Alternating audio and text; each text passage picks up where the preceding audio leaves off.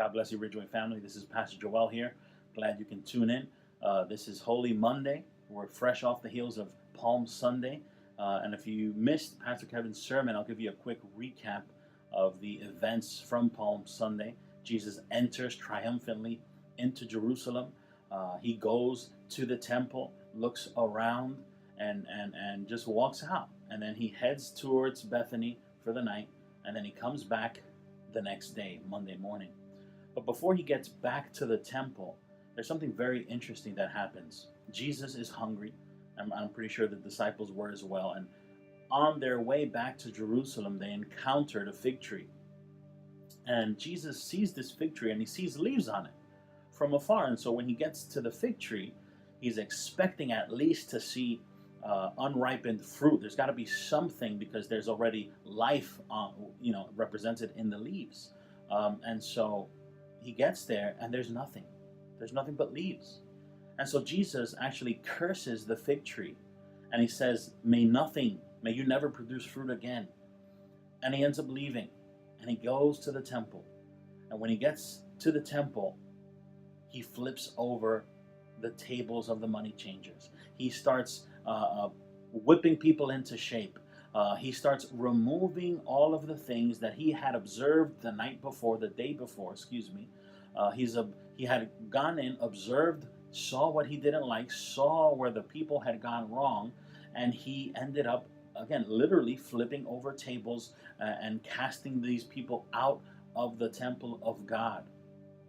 Now, this is extremely important for us to understand. There's a connection between the state of the fig tree and the state of the people of Israel. You see, Jesus had entered the temple and he had seen the hypocrisy of the people of God.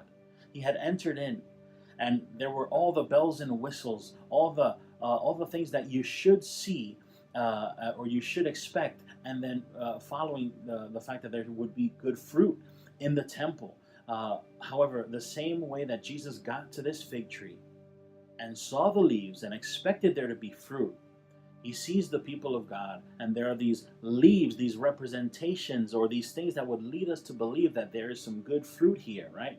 They're selling things for the sake of sacrifice for the people who don't have any animals to sacrifice. And yet, when he gets there, he sees that the people were more concerned about making a profit, earning a buck, than they were to help people. And they were actually taking over the court of the Gentiles, which was the only place that the Gentiles were allowed to enter and worship God. And so they were interposing themselves and making it almost impossible for people to truly arrive to the temple and encounter God. And so the same way that this fig tree had the appearance of fruit, but when upon close examination there was no fruit, the same thing was happening with the temple of God. And I think today Jesus would want us to examine ourselves as well. Are we like this fig tree? Is there the appearance of fruit, but upon closer inspection there is no fruit? Are we like the temple where on the outside it looks like this is the real thing, but upon entering into the temple and seeing what's on the inside, there's a disconnect? See, the people of God had transformed the house of God, which is supposed to be a house of prayer, into a den of thieves. Now the question is, has our temple turned into anything that it shouldn't?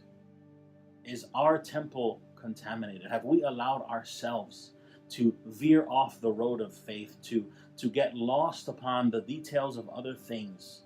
And is our faith suffering because of it? If Christ were to enter the temple of our hearts, to inspect our hearts, to inspect the state of our relationship with him, which he already knows, what would he find?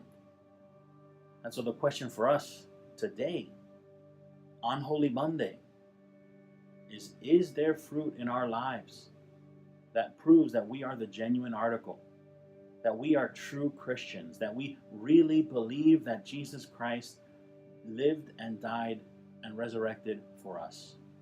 So please take the time, read Mark chapter 11 from 12 to 26 and read the story of the fig tree and the cleansing of the temple. And then Jesus goes back to the fig tree and we see that the fig tree it had shriveled up, and the disciples were amazed.